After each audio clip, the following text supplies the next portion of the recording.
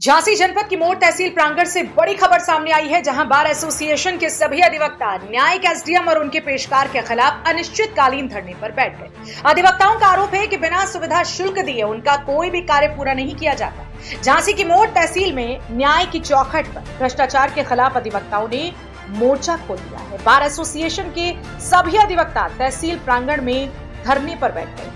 अधिवक्ताओं का आरोप है कि न्यायिक एसडीएम और उनका पेशकार वर्षों से भ्रष्टाचार का गोरखधंधा चला रहा है। किसी भी फाइल को बिना सुविधा शुल्क के आगे नहीं बढ़ाया जाता। कई महीनों तक केस की फाइलें कोर्ट कार्यालय से गायब रहती। कभी कहा जाता है कि फाइल न्यायिक एसडीएम के घर है तो कभी पेशकार के घर का हवाला दे दिया जाता है। परेशान अधिवक्ताओं ने कहा कि अब वो चुप नहीं बैठेंगे। उन्होंने अनिश्चितकालीन धरना शुरू कर दिया है और साफ चेतावनी दी है कि जब तक न्यायिक एसडीएम और पेशकार को हटाया नहीं जाएगा तब तक ये आंदोलन जारी रहेगा। पत्रावली घर ले जाना, कहीं पेशकार के घर पे पड़ी है तो कहीं मैडम के घर पे पड़ी है।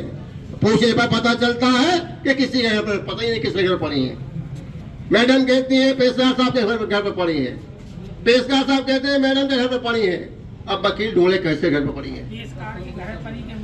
क्योंकि क्या नाम है आपका, किस से और क्या? मेरा नाम लालजी सिंह एडवोकेट है। मैं बार संघ का अध्यक्ष हूँ। हमारे अधिवक्ताओं में रोष है। यहाँ सारे राजस्व न्यायालय का बहिष्कार चल रहा है। इसलिए चल रहा है कि यहाँ अपने मन का मनमानी करते हैं, बातकारियों को परेशानी होती है, अधिवक्ताओं को परेशानी होती है।